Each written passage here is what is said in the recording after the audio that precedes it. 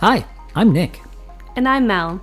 I grew up playing outside. And I grew up doing something meaningful, watching movies and TV. I never had cable, and we finally bought a VCR about the same time DVD players hit the market. Throughout our marriage, Mel has sadly missed many of my pop culture references and movie quotes. So it's time to catch up on all the films I missed. Good evening. Hello. Hello. Are you ready for a movie? I'm so ready. Let's do this. Do you know what we're watching tonight? Okay. You ask me that every week. I And do. I'm always like, no. Do you know And this I've time? also said sometimes to you off mic that maybe you don't need to ask me anymore. Yeah, correct. I think I know what the movie is. Is it sitting on that shelf up there? Yes. Okay. This is exactly what I ask every single time. Full confession. What did you do, Ray? I was putting a plate away up there on that very shelf. Why would you? It's so high up there. Well, I stand on the chair. Yeah. I put the plate away. Yeah. And it's a platter. Uh-huh. And my eyes, I've always been this way. If there's letters, they read. They read without me knowing or realizing until it's too late. Wow. So I think I know what the movie is. What's the movie tonight, Melissa? Rudy? Yes, it is. Yes. Yeah, I'm not saying yes because I knew. I have wanted to see this movie. Oh, really? Like my whole life. Really? Yeah. What do you know about it? Nothing. Well, did you I don't see know. the cover or just the word Rudy? I saw the word Rudy and now, Okay. and I didn't see anything, but I'll tell Okay. you what I know about the movie. Okay. Sean Astin. Yes. It's a football movie. Otherwise known as. Mikey in the Otherwise Goonies. known as. Sam. Samwise Gamgee. from Sam. Lord of the Oh, Rings. Yes. Sam. Yes. I love Sam. Yeah. And Sean Astin. Yes. Also known as Bob. Yes. From Stranger Things. Yes. Okay, so it's like it's a football movie. Okay. And then I somehow have this like feeling that maybe he's disabled in some way. Disabled. Okay. I don't know. Okay. I don't know why I think that. I can see why you think But that. it's like I think it's what's the word for it? There's like a phrase. I don't know. No. What phrase? I don't know. The underdog story. The underdog story. Yeah, I think it's gonna be like that. You haven't seen a lot of sports movies, so it's not very common in sports movies to have an underdog arc in the story, in the plot line. I don't want to spoil anything for you, but it's very uncommon in a sports movie. I feel like the lie detector is going off. I have no idea what you're talking about. There it is. Okay, so it's a sports movie starring a hobbit, and he has a dog. I thought you were going to say starring a hot something. Starring a hot goonie, and he has a dog. What? No, he's the underdog. Oh, he is the underdog. My mistake. I'm sorry. All right. So, wow. Okay. Any other guesses about anything having to do with the plot or what you think is going to happen in this movie? I've told you everything I think and know. Okay. Give me a quick summary of the sport of football. Oh, a quick summary. Just a very quick rough. Like what are the points? 6 points Okay. or 1 point. All right. What kind of For a field goal. What's the basic game of football? What do you do? Okay, you get the ball and you try to get it to the opposite side Okay. of the field. Okay. Pass into the end zone Okay. to score a touchdown. Wow, solid answer. Thank you. Named it as the ball. There's an end zone and a touchdown. I know so more about football than I know about golf. That's fair.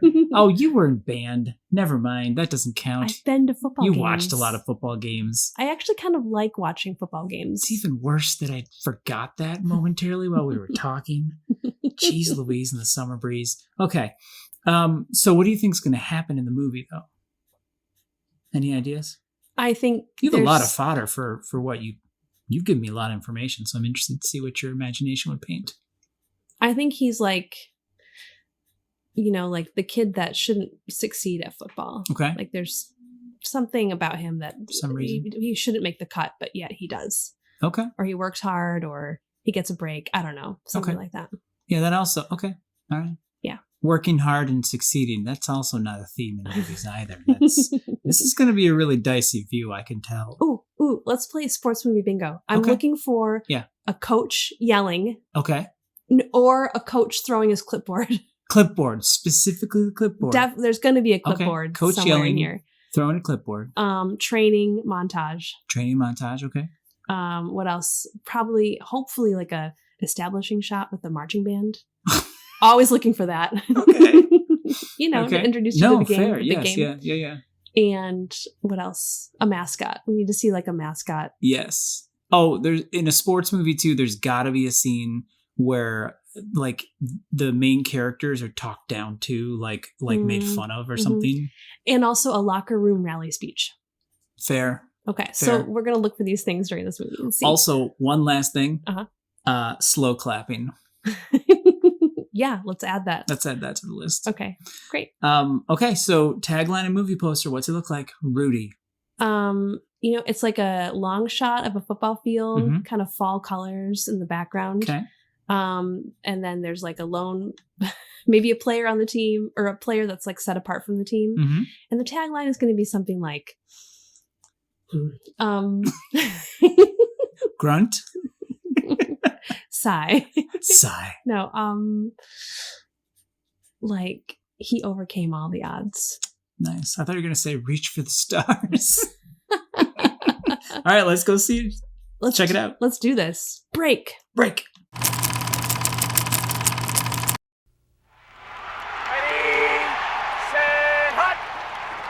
After high school, I'm going to play football at Notre Dame. Chasing a stupid dream causes nothing but you and everyone around you heartache. The problem with dreamers is they usually are not doers. Are you fully aware of the sacrifices you're going to have to make? It's the most beautiful campus in the world. Having dreams is what makes life tolerable. Notre Dame is for rich kids, smart kids, great athletes. It's not for us.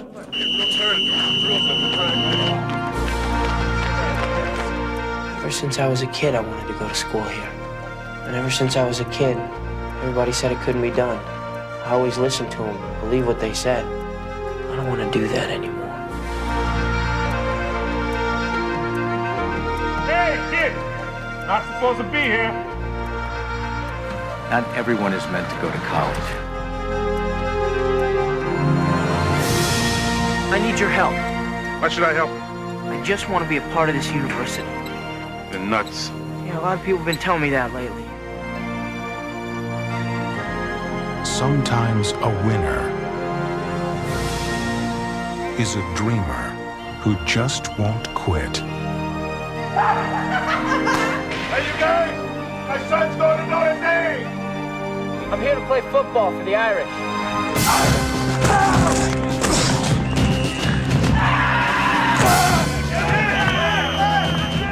I wish God would put your heart in some of my players' bodies.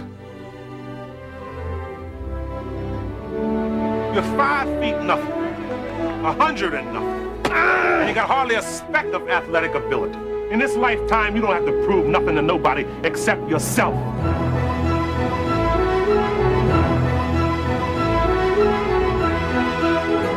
A true story from the creators of Hoosiers. You ready, champ? I'm ready for this my whole life.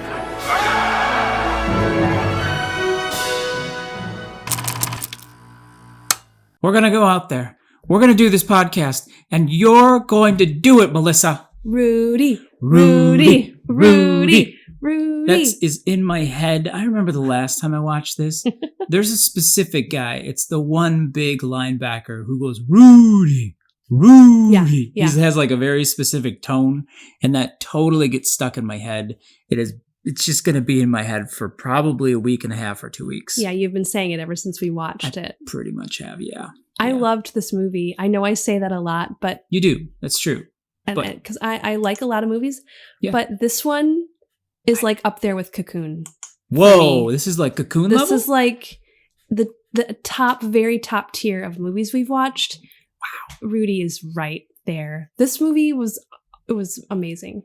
I would say it was an underdog, but it wasn't, because you were excited to see it, and you, I think going into it, it had some pretty good qualifications to make it to the upper echelon of films. Wow.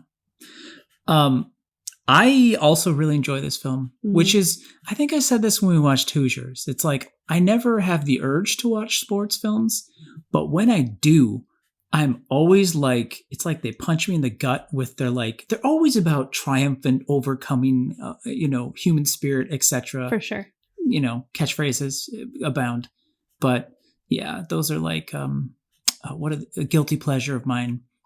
You mentioned Hoosiers by the same directors, same people, same writers, the same people. Totally makes sense when you watch it. Yeah, totally. But this was made in the 90s. When was the last time you watched it? Me, it was probably the 90s, maybe the early aughts, which is usually my most typical answer when you ask me that. But I just wanted to give you a chance to say early aughts because it's your favorite. It is my favorite. Maybe I need to have a Christmas. shirt. I need to have a shirt. Yeah, why don't we, we've kind of gushed a bit here. Why don't we give a quick summary of the film? Okay. Ooh, in Melissa's words. This is a Melissa summary. Yes, I will summarize it in my own words. Yeah. So Rudy starts out with starts out as a boy, and his whole family is into the football at Notre Dame. They watch it every time it's on. And they live in the small town. It's like a industrial blue collar family, and he just has this dream to play football for Notre Dame. And that's the movie. He has a dream, and everyone's like, you're too small, you're not fast enough, you're not smart enough to get into Notre Dame, for one. His grades weren't great, and he just kept going for it. There was a lull after high school, 4 years where he didn't go for it. He just kind of started working, and during that time, his friend kept encouraging him. He just always thought about it. The dream did not die. But his friend, there was an accident at the steel mill they worked at. Was it steel? I think, yeah. Foundry sort of thing. They were at some sort of smelting foundry-esque machinery, whatever. It was intense work. Yeah, and industrial work. His friend died in a big accident there. Yeah. And that catalyzed him to go. That was the catalyst. Yeah. Did I say that right? Catalyzed? Catalyzed. It was the catalyst, which... It was the Cadillac that took him It was the Cadillac DeVille, correct. Yes. So, yeah, he just went. And then, he just kept pushing for it. And he couldn't get into Notre Dame. But this priest at the... What was it? It was like a Catholic... It was like a... Notre a junior Dame, college. Notre Dame is a Catholic university. So he got there really early in the morning and talked to the security guard, and they're like, oh, well, the only person who's here is the priest. Yeah. So he got in with him, and he was like, well, go to this junior college for one semester. If your grades are good, you will keep doing it, and then you keep applying to Notre Dame. And so that's what he did. Brought his grades up, but he had trouble learning, and that's when he met Jon Favreau. Sorry. So young. Yes. Sean Astin, yes, young, but I'm used to seeing him young. Because of Goonies, yeah. Right, exactly. Yeah. But Jon Favreau, holy cow. And then later, there was also Vincent Vaughn. I love how you're so formal with him. Excuse me, Vincent. I should say Jonathan Favreau. Yeah. I read somewhere that this was their first movie, but then I read somewhere else that this was their first movie together. Either way, they were young, newbies. Both of those sentences, because English is fun, mean the same thing. Their first movie together. Both is could be the same. Yeah, exactly. Anyways, so this is I'm just really getting into the summary. I understand. It's moving. I get it. So I just loved this movie. He just kept plowing through. And it's like that little bulldog. That little dog, the classic cartoons, there's the bulldog and then the little guy who's like, hey, Skip, hey, Skip, hey, Skip. And he just doesn't stop. He just keeps going. Yeah. That's totally Rudy. So he keeps applying to Notre Dame and getting rejected. And it's this whole montage where you're like, is he ever going to get in? And if he doesn't, he has one more chance because they don't accept senior transfers. Yeah. And he does. He makes it in, and he this whole time, actually, he's been living and working at the field for Notre Dame with the people the maintenance guys who take care of the field and like the stadium and stuff. Mhm. And he's been kind of like sleeping there. Anyway, he gets in, he goes, he gets on the team, he gets on the practice team, but he doesn't go on the field. Correct. Yes. Right. So he doesn't dress for the game. That's like a big deal. Yeah, he's just practicing, helping them practice. He's Yeah. not an actual active player on game days. Yeah. But even that he kind of like ekes into, you know, like the coach didn't want him to go in, but there was another coach that saw like his grit and his spirit. Mm-hmm. Yeah. And he was just always giving it 110, 120%. Mhm. And everyone who like saw that was like, no one goes to like slow down, you know, but he Yeah. didn't. And anyway, finally at the end, he gets to go, he gets to dress, he runs through the tunnel, he goes out on the field, he gets a tackle in the last like 5 seconds of the game. Yeah. Mhm. And he's carried off the field. And I think that the movie said that he was the only one to have that honor of being carried off the field. Yeah, it was since like 1975, and the movie was made in the mid 90s. Yeah. So yeah. you just gotta love this guy. Yeah, totally. He like his determination, and not only that, it wasn't just that he was like so focused. Mhm. He was so good to those people around him. He was so nice and like Mhm. helpful and just like Yeah. He was like a beacon. I would call him a beacon. yeah. He was a beacon of, I mean, hope and just energy and drive. Just like, if I can do this, you can do this. And yeah. Yeah, all It's the infectious. people like that were close to him, that he kind of made them close to him, Mhm. right? Like all the people he kind of like sidled up to and like kind of Yeah. kind of like roped him along, Mhm. brought them into his dream, and Mhm. they all like wanted it for him too, just Yeah. because of it was just so innocent and wonderful what he wanted, Mhm. Yeah. and he just gave it like so much. Mhm. Well, It was awesome. Yeah. Okay, what else? What should we talk about? Well, first and foremost, I think the thing that most people want to talk about in this movie is Sean Astin's hair. I think people want to hear your feelings on it. They want to hear what you thought about it. Height, depth, width, impressions. So, candid moment. How did you feel about it? Okay, you kind of want to touch it No doubt. because it looks like fluffy, Yes. feathered. Yes. It was like, so it's actually like perfect hair because it's not so 90s that it's like Saved by the Bell hair, Okay. which is like out, Yes, right? You would look at Saved by the Bell hair today and you'd be like, no, Yeah, man, yeah. I can tell you from the 90s. Yeah. But his hair, Sean Mhm. Astin's hair, was like from the 90s, but still classic. It was like short enough, Okay. you know, to Okay. like to work now. Okay. Do you know what I'm saying? It was a hair for the ages, you may say? Yes. Okay. Yes. Okay, so if we're talking hair in movies, Oh my goodness. Yes, we are. obviously, Obviously. best hair ever. Kevin Bacon.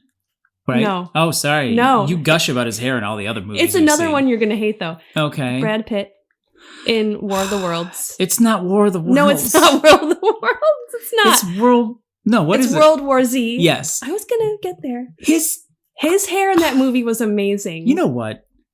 I'm right. I know. You're trying to trigger me intentionally right now because you know, Brad Pitt, I love you, and you've had a lot of great hair, but your hair in World War Z was not all that in a bag of petrified, zombified chips. Do you know what?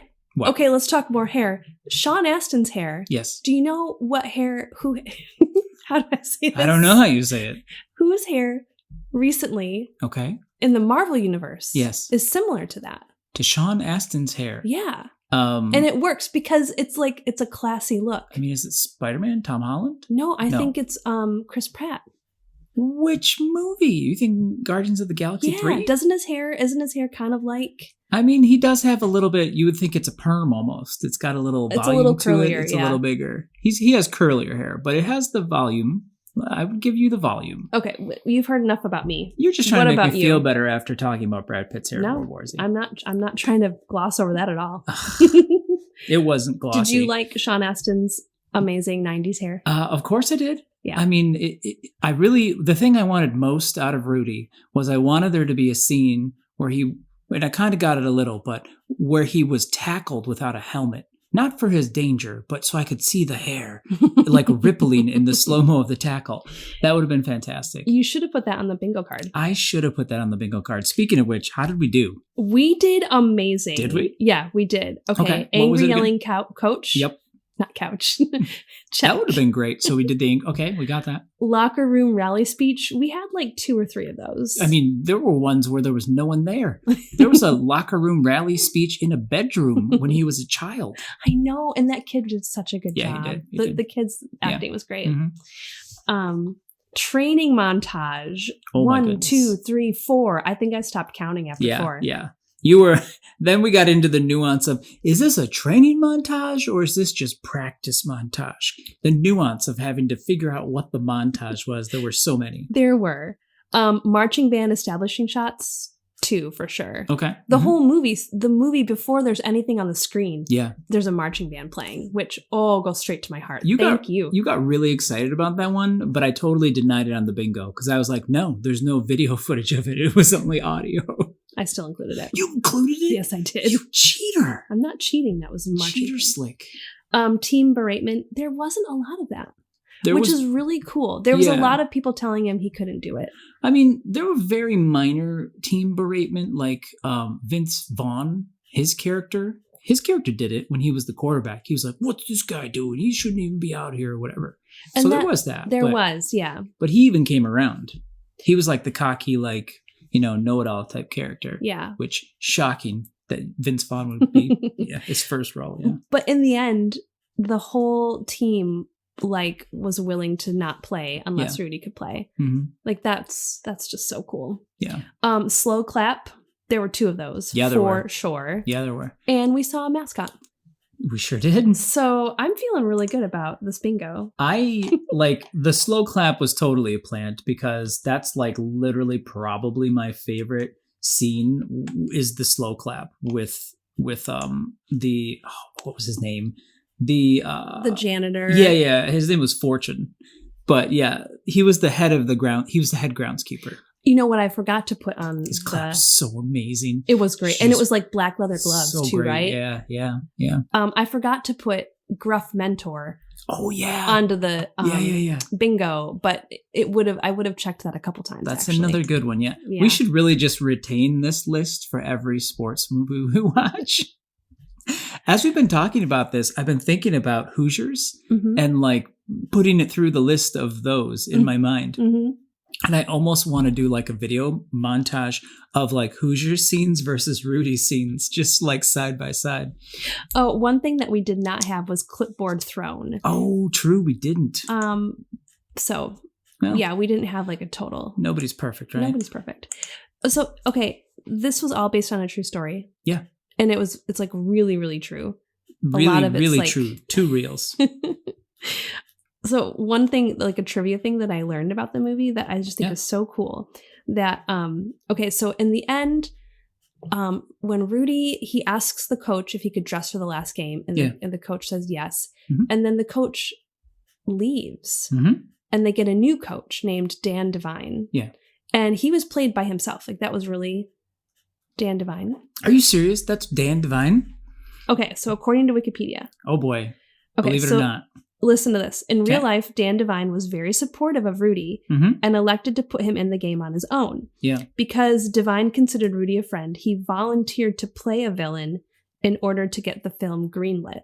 Whoa. So That's- that just speaks volumes to just like the character of the real Rudy. Yeah. That even like his coach was like, oh, sure, I will be remembered in history as the bad guy for you. Think about that. Yeah. That's just incredible. That's pretty cool. That is very cool. I agree. That was IMDb. That's the crazy part about what you just said, though, is like, I've seen Dan Devine, is his name, right? Mm-hmm. I've seen him in other movies. So he must have been in other film. Like, this must have been the start of what was going on with his career. Or maybe he just agreed to let the character do that. Or maybe. Maybe it wasn't really him playing. Well, we do live in a world of facts that change all the time. So we can make this the truth no matter what we want it to be. Stop. I will not abide. That's fine. That's fine. So what surprised you about this movie? Anything?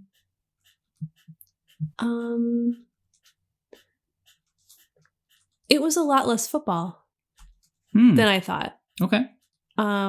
Because there's so much before he even gets to play on the team. Like he had to do so much, just to get there. So Yeah. I was surprised at how, and I'm glad they did that. I'm glad they covered all of that background. Yeah. Because it makes the final stuff like so much sweeter. Totally. Knowing like everything he went through. Mm-hmm. What else surprised me? I didn't know that it took place like it was like whatever year it was in the 50s or 70s. 70s. He grew up in the 50s. That's why you're thinking that. In the okay. beginning, there's all the scenes of like the kids in the 50s. I base it on the cars. I'm a car girl. That's so like, true. That's okay, true. there was 50s cars. Yeah. What about you? Did anything surprise you? I had seen it, so I guess I was surprised by the fact that it made me tear up so much. I knew, like I said, I'm a sucker for movies like this, but this one has a lot of moments where you're just like, man. Yep. Cue the waterworks. It's one of those movies. Everyone kind of gets what they want. Yeah, it's true. Like, or what's good for them. Like not Vince Vaughn. Dan. Or John Favreau. His character, he gets a great job. He gets, this wonderful wife. I think they get married. I don't know. It seems like it, yeah. And the family gets a connection. Rudy gets his dad to come, and his dad like finally sees him do this. And, Ned Beatty. Mm-hmm. Yeah. So I just, there's so many wonderful like happy tie-ins. Did you remember or recognize Ned Beatty from a film we've seen on the podcast, by the way? The dad? Mm-hmm. Oh, he did look familiar. Yeah. His eyes are so piercing. Let me give you a hint. Yes, please. Mr. Luthor. That's your hint? That's my hint. Oh, man. That's a great hint, by the way. It probably is. I bet it's a great hint. Who's the most famous Luthor you can think of? Oh. Besides Martin. Oh, Superman? Yes. Wait. He's the bumbling... What? Is he who? Are you going to say, is he Jor-El? Is he Superman's father? I don't know, Melissa. Who is he? No, who was the man in Superman that I was like... Marlon Brando. Yeah, is he Marlon Brando? He is not. Ned Beatty is not Marlon Brando. That is confirmed. I was just making a stupid joke, but I appreciate that. So he's the bumbling what? Oh, the bumbling sidekick, Luthor. Oh yeah. Mm-hmm. Yeah. Wow. He's really good as the dad in this movie. Oh yeah, totally. He's like he did a great job. He did, yeah. So distant, but.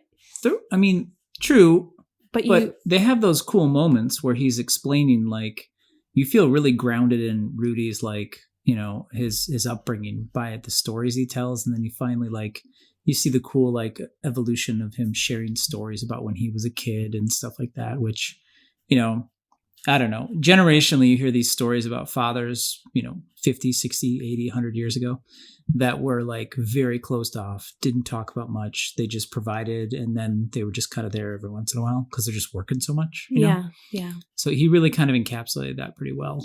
Yeah. The real life Rudy was one of 14 children. 14 children. So it's really no surprise that a parent might seem a little distant if they have 14 children. Oh, which one are you? I got to get another job. Great. Thanks. Oh, man. Nice accent. Thank you. I try. So what do you think? You know what? No, you asked me a question. I want you to ask me a question about this movie. Okay. Calculating question. Yeah. Now. Do it. I'm ready. I'm ready to be quizzed.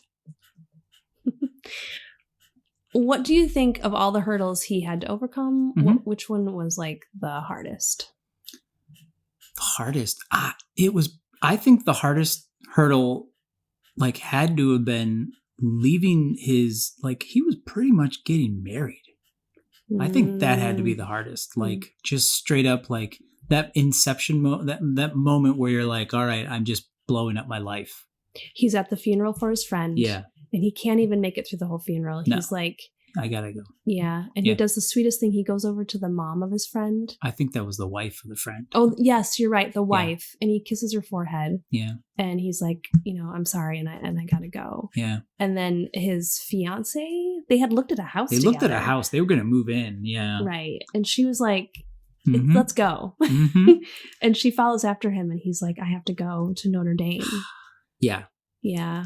So that one is the hardest because that part right there is like everybody faces that in their life. You face like you were part of a family, no matter who you were, whatever that family may look like, you're part of a family. Your life kind of has a structure and a feel to it, and like, like a path that has like worn in tracks that you can like kind of like go along. Like when you're cross country skiing. Exactly. And you just go in the tracks. Exactly. Yeah.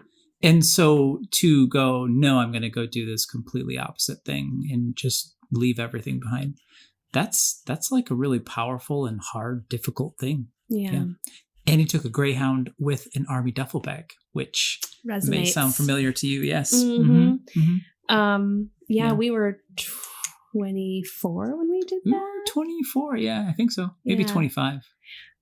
That after he does that, then there's this scene with him waiting for the Greyhound, and his dad comes up. Yeah. And his dad, I thought that was going to be the moment where his dad was like, "Well, if you need to do this, go do it." Mhm. But no, this was not the 90s and no. the early aughts. This was The 70s. The 70s. So he was like, "You're an idiot. Yes. This is stupid, and you should do not do this." Yeah. Fine, and walks away. Quote unquote practical advice.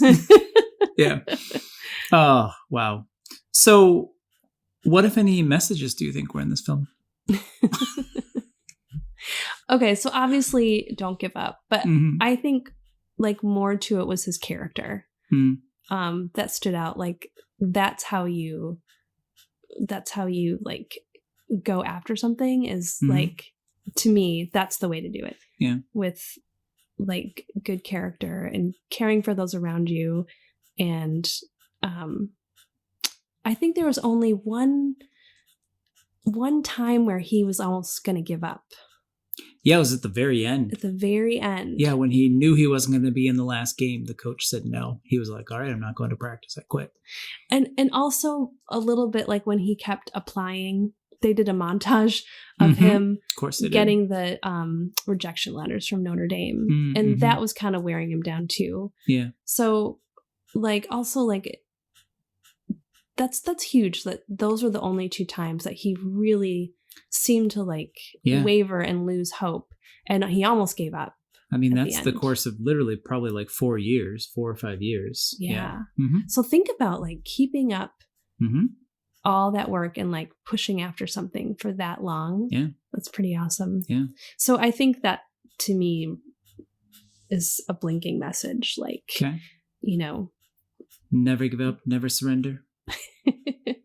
But like, I think because he cared for the people around him when he did waver and when he was like giving up, Mhm. they kind of came in and like Mm-hmm. supplanted his hope.